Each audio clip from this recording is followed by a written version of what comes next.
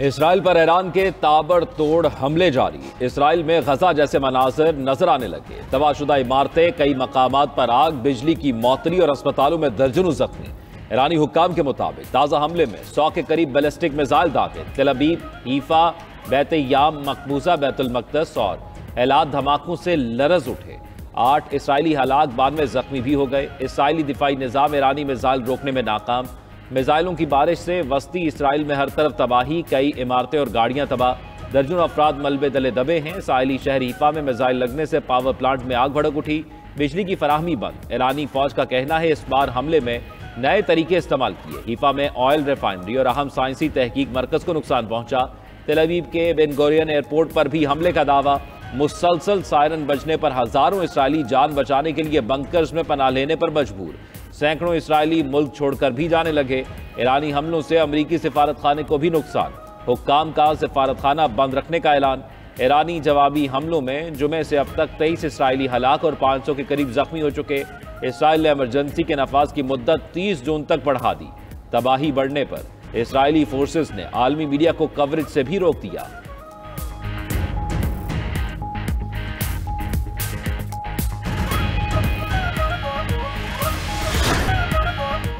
Israel के Iran में जारहियत जारी। इसराइली फौज का तेहरान के जनूब में मिसाइल लॉन्चिंग साइट्स को निशाना बनाने का दावा। ताज़ा हमलों में पासदारान इनकलाब के intelligence chief general Mohammad Kazemi और उनके नायब जनरल हसन मोहक्किक शहीद। इसराइली फौज का कहना है कि 50 जहाज़ों से 170 ईरानी फौजी अहदाफ को निशाना बनाया। ईरानी फजाइया और पासदारान इनकलाब के हेडक्वार्टर्स को निशाना बनाया गया। मशहद में रिफ्यूलिंग जहाज को निशाना बनाने का दावा। इमाम अली रजा अलैहिस्सलाम के रोजे के अक़ब से धुएं के बादल उठते दिखाई दिए। इसराइल ने ईरान के मजीद 5 एटमी साइंसदान शहीद कर दिए। शहीद ईरानी एटमी साइंसदानों की तादाद 15 हो गई। इसराइली हमलों में मजमूई तौर पर 224 ईरानी शहीद, 900 जख्मी हो चुके। शुमाली तेहरान में इसराइली बमबारी से पानी की मरकजी लाइन फट गई। पानी सड़कों पर बहने लगा। ईरानी न्यूज एजेंसी के मुताबिक तेहरान और दिगर मकामात पर इसराइली ड्रोन्स मार गिराए। ईरान ने इसराइल के लिए जासूसी के इल्जाम में इस्माइल फिक्री नामी शख्स को फांसी भी दे दी।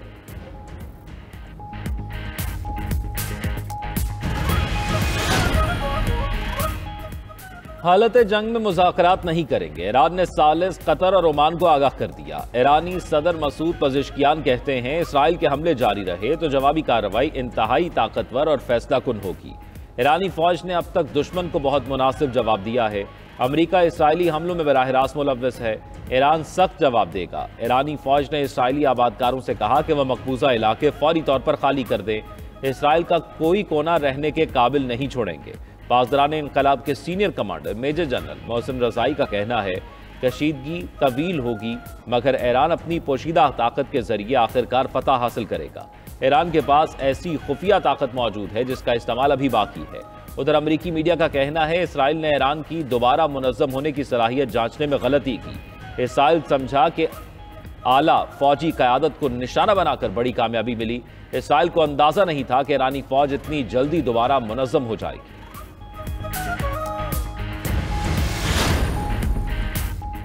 ईरान से लाहक पहला खतरा जौहरी और दूसरा बैलिस्टिक मिसाइल का है। दोनों खतरात के खात्मे तक जो जरूरी होगा करेंगे। इजरायली वज़ीर आज़म नेतन्याहू का कहना है कि ईरान के जौहरी प्रोग्राम को नुमाया तौर पर नुकसान पहुंचाया है। हमारे असल अहदाफ फौजी और जौहरी मकामात हैं।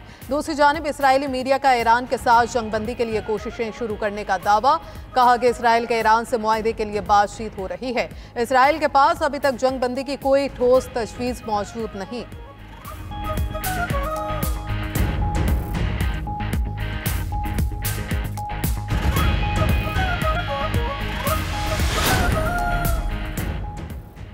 अमेरिका ईरान इसराइल जंग में शामिल हो सकता है। अमेरिकी सदर डोनाल्ड ट्रंप का इंदिया साथ वाज़े भी किया कि फिलहाल अमेरिका किसी फौजी कार्रवाई में मुलव्वस नहीं है।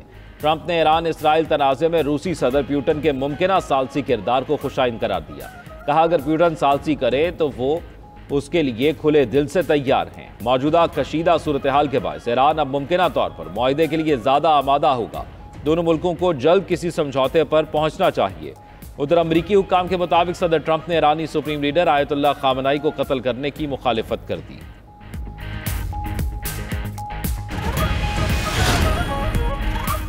G7 ममालिक के अहम इजलास में इसराइल ईरान कशीदगी में कमी के तरीकों पर तबादला ख्याल। जर्मन चांसलर फ्रेडरिक मर्ज का कहना है G7 इजलास में तनाज़े के हल के लिए अहम निकात पर इत्तफाक होगा।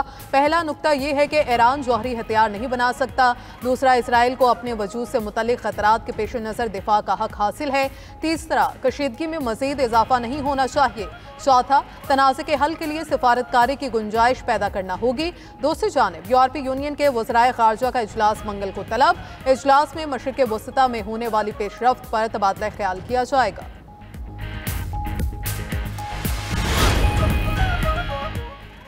इसराइल का एटमी प्रोग्राम आलमी अमन के लिए खतरनाक है। इसराइल इस वक्त जारहाना और तसल्लुत पसंद रवैया इख्तियार कर रहा है। वज़ीर दिफा ख्वाजा आसिफ ने दुनिया को इसराइल की एटमी ताकत से खबरदार और मोहतात रहने का मशवरा दे दिया। एक्स पर पैगाम में कहा, इसराइल के लिए अंधी मगरबी हिमायत खित्ते और आलमी अमन को खतरे से दो चार कर सकती है। आलमी बरादरी को इसराइल की बेलगामी एटमी ताकत पर तशवीश होनी चाहिए। इसराइल आलमी अदम फैलाव के मुआहिदे NPT का रुकन नहीं, ना ही किसी दूसरे आलमी एटमी मुआहिदे का पाबंद है। पाकिस्तान तमाम आलमी एटमी ज़ाब्तों का पाबंद है। हमारी एटमी सलाहियत सिर्फ दिफा और कौम की बेहतरी के लिए है।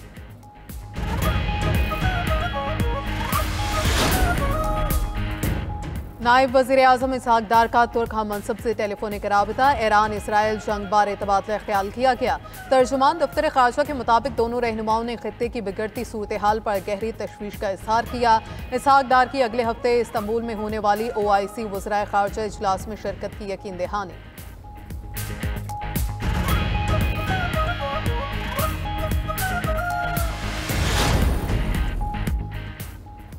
ईरान से पाकिस्तानियों का इनखला जारी। ईरान से 630 पाकिस्तानी और ज़ायरीन वापस पहुंच गए। 180 पाकिस्तानियों को ताफ्तान सरहद से वापस लाया गया। नायब वज़ीर-ए-आज़म इसहाक डार का कहना है, पाकिस्तानी सफारतखाना इराक में फंसे दीगर पाकिस्तानी ज़ायरीन से भी राब्ते में है। वज़ारत खारजा में क्राइसिस मैनेजमेंट यूनिट 24 घंटे फ़ाल है। ईरान में फंसे पाकिस्तानी तलबा भी वापस वतन के लिए रवाना। ज़राए के मुताबिक हरमज़गान और ज़ंजान यूनिवर्सिटी के 177 तलबा बॉर्डर के लिए रवाना हुए। पंजाब असम्बली का इजलास जारी। बजट सेशन दोपहर को होगा। 6,500 अरब रुपए का बजट आज पेश किया जाएगा। महकमा ट्रांसपोर्ट के 6 मेगा प्रोजेक्ट बजट में शामिल। बजट तजावीज़ के मुताबिक माहौल दोस्त पब्लिक ट्रांसपोर्ट मंसूबों के लिए 310 अरब मुख्तस। फैसलाबाद में मेट्रो बस सर्विस शुरू करने के लिए 120 अरब रुपए मुख्तस कर दिए गए।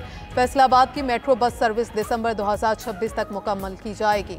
गुजरांवाला में मेट्रो बस सर्विस के लिए 30 अरब रुपए मुख्तस।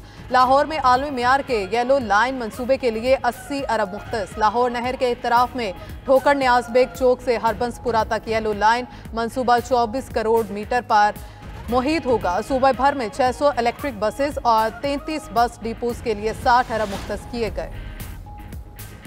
PTI ने अपने दौरे हुकूमत में कोई भलाई का काम नहीं किया। ये कहते थे पेट्रोल की कीमत 400 रुपए पर जानी चाहिए। वजीर इत्तलात पंजाब अस्मा बुखारी की मीडिया से गुफ्तगू। मजीद बोली, ऑपोजिशन में इतना पढ़ा लिखा कोई नहीं जिसको स्पीकर से ज्यादा रूल्स को समझना आता हो। इनको सियासत चमकाने का मौका नहीं मिल रहा तो जातियात पर उतर आए हैं। उधर opposition leader Punjab assembly Malik Ahmad Khan बच्चड़ का कहना है, तारीख में पहली बार एक दिन में 2 इजलास बुलाए गए। जैसा अवाम दुश्मन बजट चचा का था वैसा ही भतीजी का होगा। जाली तरीके से आने वाली हुकूमत से यही तवक्को कर सकते हैं।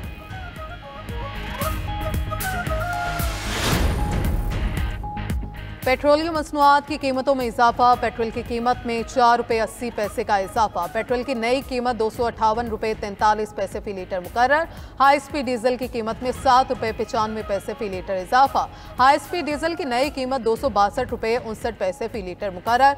नोटिफिकेशन जारी, नई कीमतों का इतलाक भी हो गया।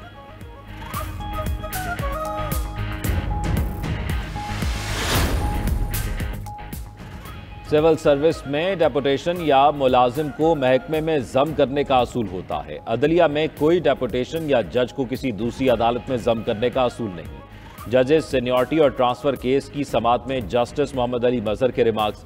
मजीद कहा, अदालती फैसला मौजूद है कि सीनियरिटी तकर्री के दिन से शुमार होगी। जज हाई कोर्ट में तबादले पर आ गया तो उसकी पहली सीनियरिटी का क्या होगा। आईनी बेंच ने मजीद समाअत कल तक मुलतवी कर दी। वकील हामिद खान कल अपना जवाब अल जवाब मुकम्मल करेंगे। अदालत की दीगर दरख्वास्त गुजारों के वकला को भी कल दलाइल मुकम्मल करने की हिदायत।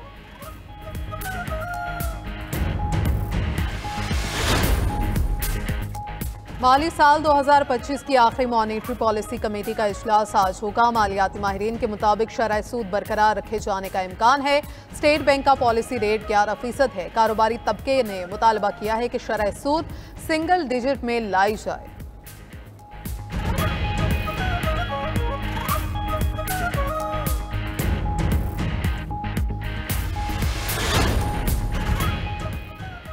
पाकिस्तान स्टॉक एक्सचेंज सरमायाकारी का गेटवे पाकिस्तान है। जब तक हम अपनी मार्केट को कैश नहीं करेंगे तब तक बेहतरी नहीं आ सकती। मेयर कराची मुर्तज़ा वहाब की स्टॉक एक्सचेंज के दौरे पर गुफ्तगू।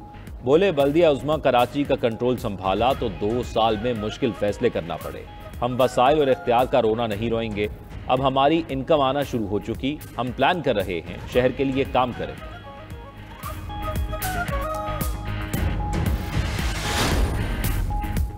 लाहौर समेत पंजाब के मुख्तलिफ शहरों में बादलों के डेरे, मौसम खुशगवार। ठंडी हवाएं चलने से गर्मी की शिद्दत में कमी। इस्लामाबाद में भी मतला अबर आलूद। आज बादल बरसेंगे। बलूचिस्तान, गिलगित बल्तिस्तान, कश्मीर और गिलियात में तेज हवाओं के साथ बारिश मुतवक्के।